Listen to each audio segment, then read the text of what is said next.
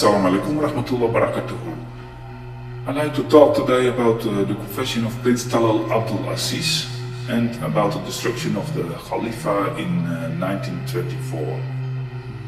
Prince Talal Abdul Aziz was the 20th son of the late Saudi King Abdul Aziz. Prince Talal was born in 1931. His mother was an Armenian woman with the name Munahir. Munahir was regarded by British diplomats in Saudi one of King Abdul Aziz's most favorite wives. Prince Talal said in an interview that his father King Abdul Aziz was a British employee and that he was paid by them. Well, let's listen to what he said in that interview. ما عرفنا وعلمنا عن تدهورهم يعني بمعنى لو كانوا أقوياء كنا ترددنا في الإقدام على الاشتراء على منطقة الأحساء اللي هي فكان يهاد الإنجليز على حساب القوة الضاربة الموجودة في داخل بلادهم اللي هي الأتراك. هل صحيح كان يتقاضى راتب من البريطانيين؟ نعم كان يتلقى راتب وكان الراتب هذا هو أنا من وجهة نظري الآن لما أنظر هذا الراتب هو مثل القروض التي تمنح من الدول الغنية للدول الفقيرة. يعني لم يكن هذا الراتب بمثابة يعني إسكات للملك أو يعني نوع من شراء الولاء؟ ممكن أنه هدف الإنجليز طبعا معقول يعطوا راتب 5000 جنيه في ذلك الوقت لإنسان في الصحراء مبلغ ضخم. هل ممكن يعطوه هكذا لوجه الله؟ لا، هم يعطوه لغرض. The kingdom Saudi came into existence because the English supported the Arab Wahhabi rebels against the Khalifa, and this is how they destroyed the Khalifa from within. The English and the Americans supported these Wahhabi rebels led by Muhammad ibn al-Saoed with money and weapons to fight and destroy the Khalifa. They supported the family al-Saoed and their Wahhabi sect, like how the English and Americans supported Al-Qaeda to fight the Russians in Afghanistan, and how they supported the rebels in Libya, and how they support the rebels in Syria today. With, of course, the full support of their earlier creation, the Zionist Saudi regime. The reason why they support the rebels today is all for the Zionist cause to create the greater Israel in the future and to destroy the Islamic unity more and more, step by step, by letting fight each other based on different interpretations of the Hadith or different interpretations of the Quran.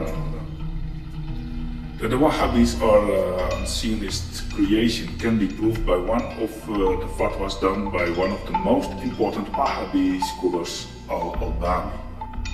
This Wahhabi scholar al-Albani declared that it's kufr for the Palestinians to stay in Palestine. I show you this fatwa. He said in front of a lot of witnesses that all Muslims in occupied land and also the remaining Palestinians in Palestine are obligated to leave completely. The Wahhabis also declared that everybody who do not support their interpretation of Islam are kufr, unbelievers, and that's allowed to kill them and to take their properties, women and children. It's one of the signs of the last days that Muslims are going to call each other unbelievers.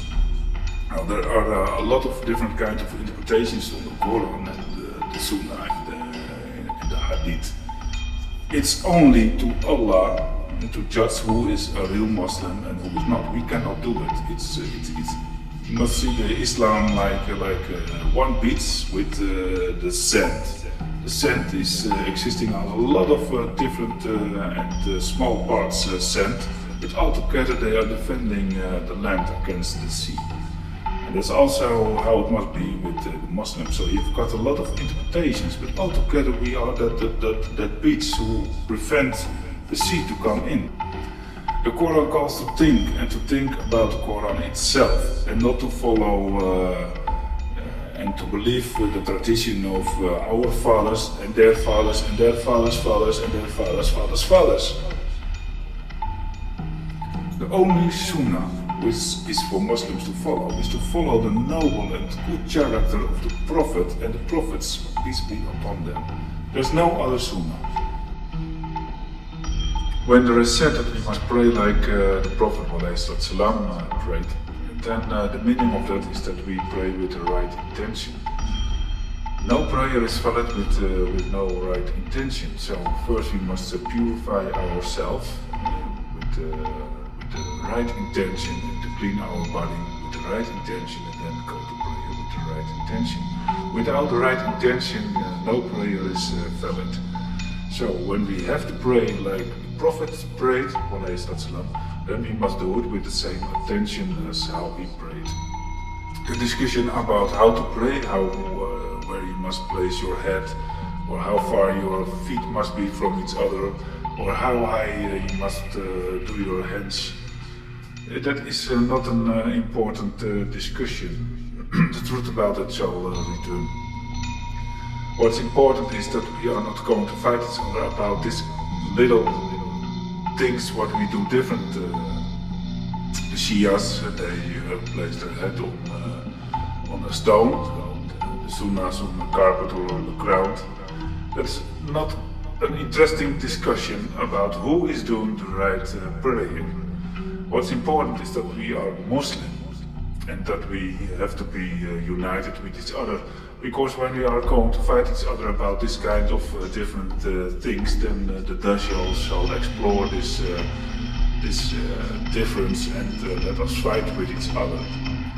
A lot of different kind of groups, a lot of different kind of interpretation, and there is no Sunnah, there is no Hadith which exactly describe how to pray.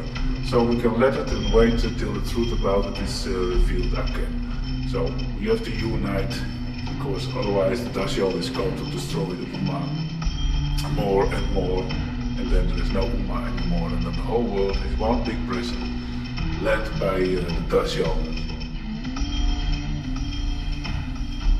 Now, one of the signs of the one-eyed Dajjal is the pharaonic obelisk. On the sermon, the last sermon held by the Prophet, peace be upon him, on Mount Arafat, the Prophet led for us the Hajj and some important symbols in that. One of the important symbols is the obelisk shaped Jamarat. And we Muslims have to stone that obelisk shaped Jamarat to humiliate Shaitan.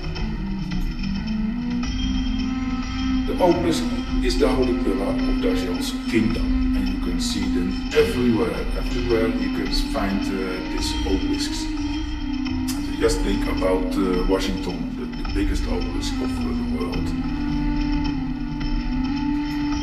The Saudi regime replaced this obelisk-shaped Jamarats in 2004 into 3 meaningless walls. On this way, they support the kingdom of Dajjal,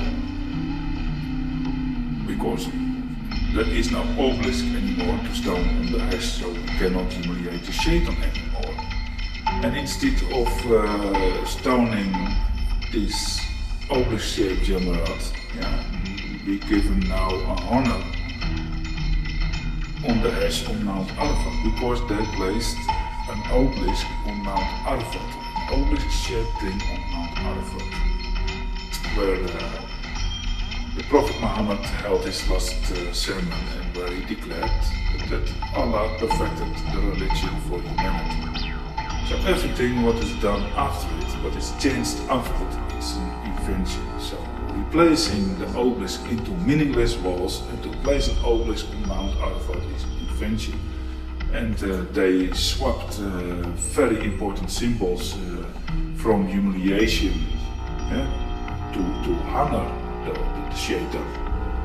So this kingdom of Saud really destroyed the Hajj, and this Wahhabi sect did a lot of wrong things to the Ummah. So I cannot say, I cannot declare them as unbelievers, but I can say that there are some important things changed by them. There are some things very, very wrong. Well, I hope that you got to think about this, and I wish you peace and a lot of knowledge. Assalamu alaikum wa rahmatullahi wa barakatuh.